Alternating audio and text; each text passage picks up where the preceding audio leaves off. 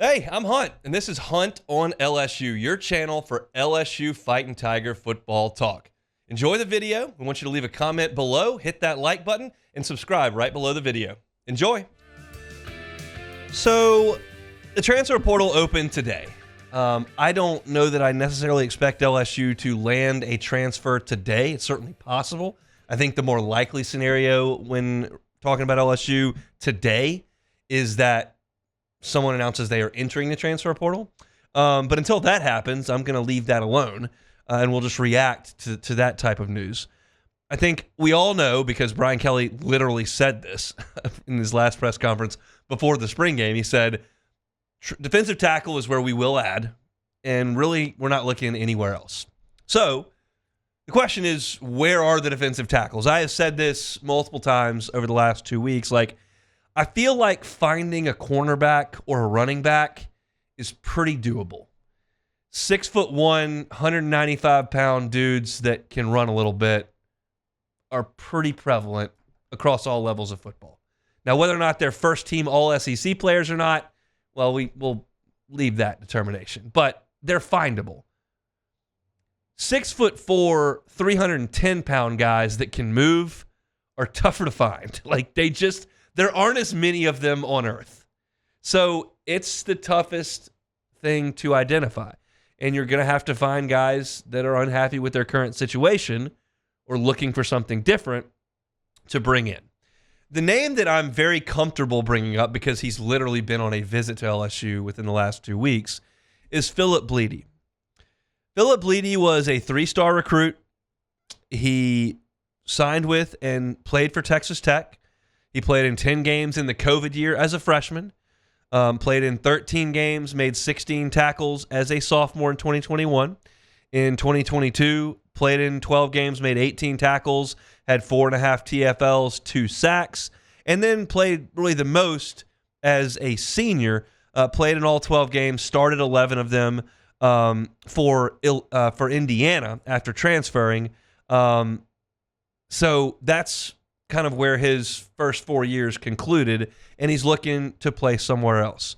So you're looking at a guy who played a good bit at Texas Tech, started at Indiana. He's 6'3", 300 pounds, and has been on a visit to LSU. This is clearly a player they would like to bring in. He's got some other options. You're going to see him visit Oklahoma coming up here soon, and he'll make a decision. It sounds like likely between LSU and Oklahoma in the coming days, week, whatever the case may be. He's got a little bit of time. But that's one that you can identify as a target, a player that's played Power 5 football at 2 different stops. That makes a lot of sense to bring in. Again, I don't know that you're bringing in Glenn Dorsey here, but he is a functional defensive tackle that you can bring in to give you some snaps. There are 2 guys that the internet has enjoyed having some rumors about. I don't work for a newspaper in 1993, so I don't have to triple source this and make sure my facts are correct. I can just discuss rumors as they happen online. Some I choose to indulge in, some I choose to just leave where they are. I'll choose to indulge in a couple of these. Bear Alexander was a 5-star, got to clear the throat. We got issues today, but we're going to power through it for another hour and a half.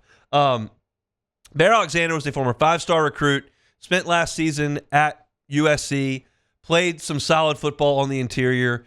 This is a guy who is a potential high-round draft pick when his time comes, who is a huge talent.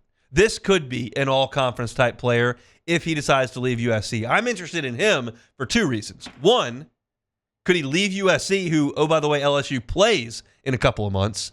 And 2, can he come play for LSU? He's not in the portal yet. That's just rumors that are being tossed about, but I would love it if that was an option for LSU. I have no idea if he is for sure entering the transfer portal, or if he's coming to Baton Rouge for a visit, or if he's considering to come to LSU to play football. I don't know, but he's that caliber of player.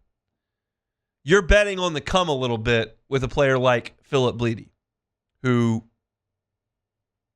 nice player at Indiana. Does that mean you're ready to play at LSU? It doesn't. We'll see. Jordan Jefferson was a nice player at West Virginia. He was ready to play at LSU. We've seen some transfers come in from other places that weren't really ready to play at LSU.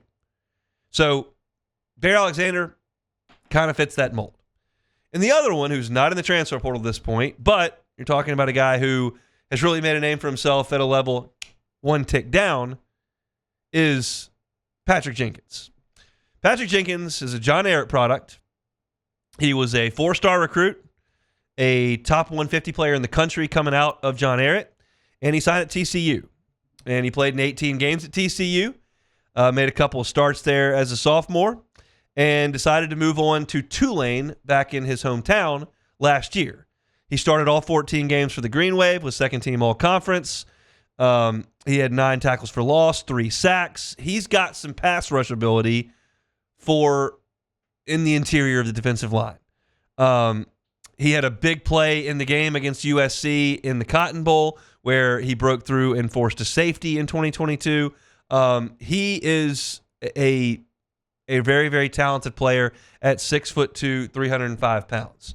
I think he can play at LSU. The question is, does he want to continue his time at Tulane, or does he want to see if there's a spot right down the road that might offer a little higher level of football? And I can hear all 11 Tulane fans saying, wait a second, we've been better than y'all the last 2 years. And I go, okay, Tulane. It's the American, it's the SEC. So I would suggest that this would be a step up in competition and potentially a chance for him to enrich his draft status. He may be perfectly happy at Tulane. I don't know. I got no inside information on that. But these are 3 guys who, for different reasons, would make a lot of sense at LSU. Blidi is a guy who may want to take the step up from Texas Tech to Indiana to LSU. Jenkins, maybe he wanted to come home from Fort Worth to New Orleans. This is not that far away from home. Bear Alexander, maybe you just want to play at the highest level, and guess what? There's playing time right there. There are a lot of names in the transfer portal for defensive tackle. I looked at it this morning on the 24/7 tracker that's got all the transfers. There's a couple dozen defensive tackles in the transfer portal. I'm not going to scout 30 guys who play defensive tackle. 1, I'm not qualified to do it. 2, that's a lot of time wasted. I will react when something comes up with LSU, but these are the types of guys who make a lot of sense. We'll see if they decide to make LSU an option, a possibility. Blidi has done that. Maybe it's his final decision. We'll see as the transfer portal window opens up and churns about rapidly over the next couple of weeks. No significant news on the LSU front yet. As I mentioned at the top of the show 30 minutes ago, I continue to keep refreshing to see if a name pops up that we need to react to. But those are just a couple of guys that I think might make a little bit of sense for LSU. Hey, thanks for watching Hunt on LSU. Before you get out of here, do us a couple of favors.